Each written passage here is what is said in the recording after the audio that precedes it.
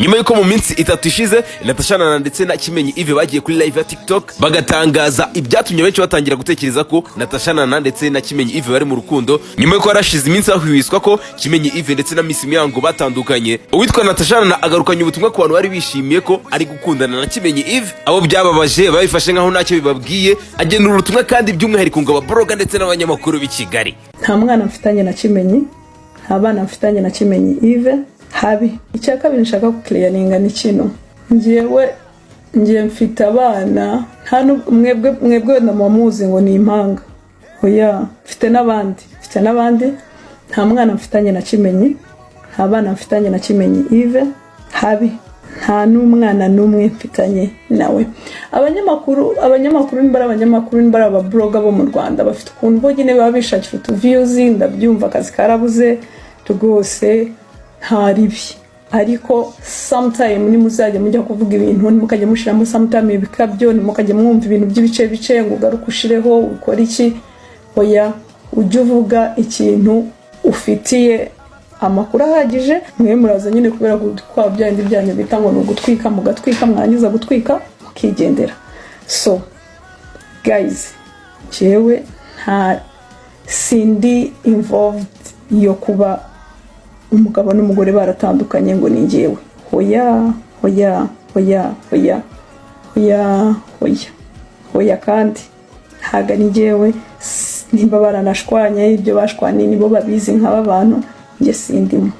So ibyo ndabirangije. Buri munyamakuru wese uri muragenda kandi kanabonye Igihe nimba ari n'inyarwanda nguvuga ngo babyaranye, no. Kandi none ikindi cya kabiri ngiye nuko by the way ndi umuntu uri funny kandi ndi umuntu ukunda kwisekera no kwifatira ibintu byose ibintu easy. So niyo mpamvu mubona ibintu byose ntabikomeje, ariko enough is enough. Ibintu byo kunshira mu mateshwa y'abantu sinyarimo, ahubwo muzambarize wagiye kwishyura yaragamije iki. So ibyanjye naho mbirangirije. Buri muntu wese uri muragenda uvuga sinkundana nawe, singiye kubana nawe, si umugabo wanjye, mfite urugo rwanjye, meze neza, ndashima Imana.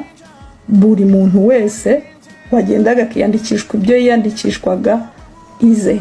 Kandi ikindi cya kabiri, we kuba yavuze ngo bro hari igihe mubana n'umuntu muri abashuti, ahubwo mwebwe ukuntu mwe mwafashe iryo jambo mufite ukuntu mwe mwarisesenguye, nyine ukuntu mwe mwarisesenguye kundi. Ubwo nawe mu gihe muzamubonera muzabimubaze, kuko ngewe nta munsi ndabyuka mitondo ngo nze mvuge ngo ndi mu rukundo ngo ndi iki. No. So murakoze, ayanjye nayo.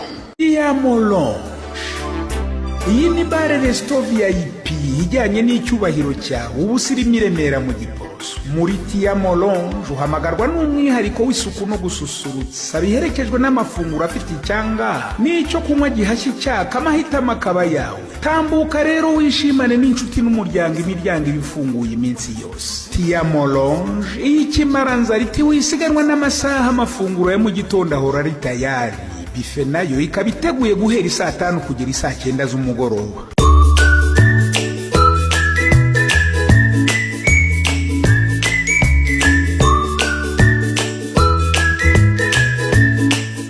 Oze ngo buragorobye ni muri Paradizo Nsansa, hahandi wicara utuje ibitekerezo bikisukiranye. Intyoza mu gukaraga umubyimba ndetse n'ababyiga namwe, karibuni ku mugoroba muri Night Club VIP ya Tiamo Lounge.